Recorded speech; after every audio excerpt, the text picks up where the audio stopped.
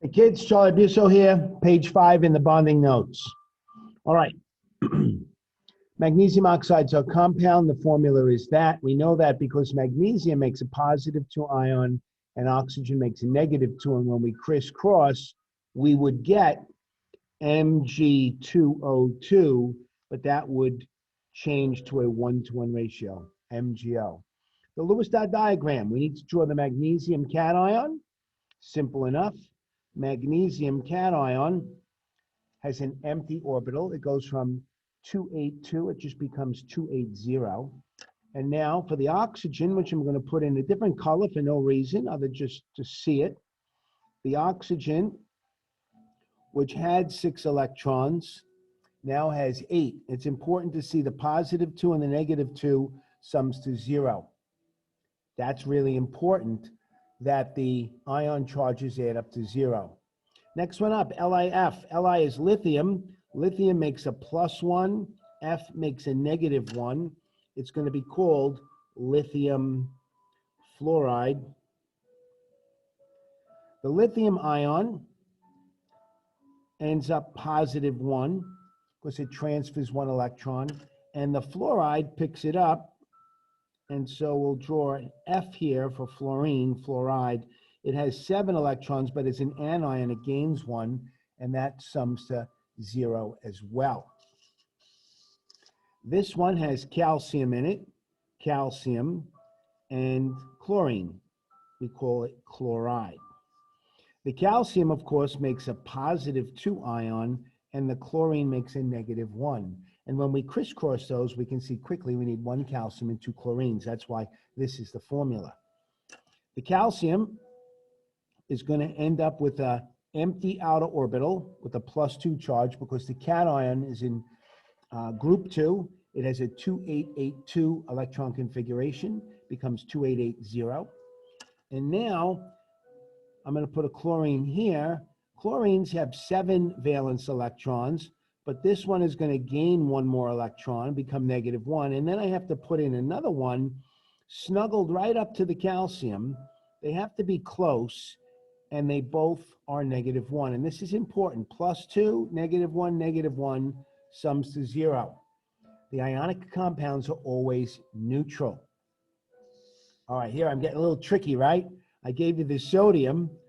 Sodium makes a +1 ion. When we crisscross this, it's going to come out to be Na2S, and this, is, of course, is going to be sulfide, sodium sulfide. The sodium is going to end up being a +1 ion and has a standard issue empty valence orbital. The 281 becomes 280. We need 2 of them, though. So I'm going to draw both of them right next to each other.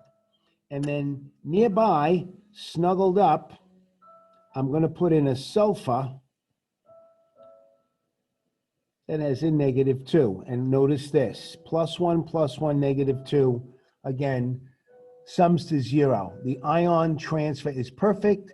The cations are positive, the anions are negative, and they sum to net neutral. Cesium oxide. Cesium is in group 1. Oxygen makes a -2 ion, and the formula is going to be CS2O. Cesiums are going to end up with empty outer orbitals, CS +1, and then CS +1 again. And then we're going to have an oxygen that's going to have 6 dots and -2. And again, +1, +1, -2 sums to 0. Now, the last question on this page. Why is the formula for aluminum oxide Al2O3? Well, aluminum makes a +3 ion. Oxygen makes a -2 ion. How do we know that? Well, on the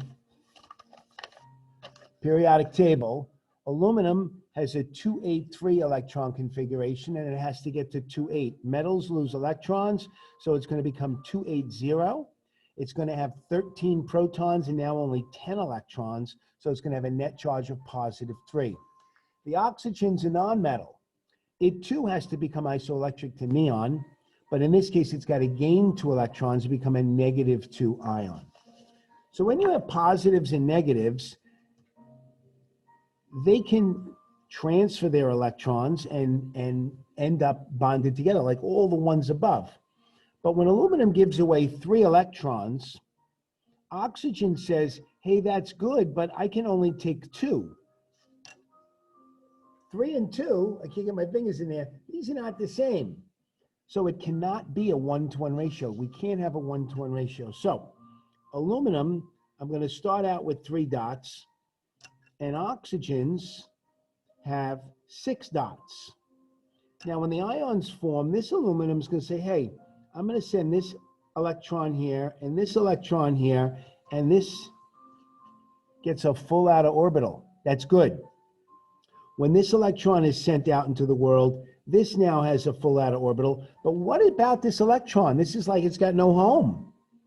I got to give it a home. I'm going to have another oxygen. So this oxygen has 6 valence electrons, and it says, all right, I'll take that electron, but hey, I need another one. Where am I going to get another electron? They're not free. Let me get another aluminum. So here's another aluminum, and this atom will send an electron over here. So now this is full. That's good. So we got full, full, full, but this aluminum still has to give away 2 electrons. Where am I going to put them? I'm going to need another oxygen. Here they are, and now this one's full also. So it's in a 2-to-3 ratio, 2 aluminums to 3 oxygens, which makes it Al2O3, and that's the formula.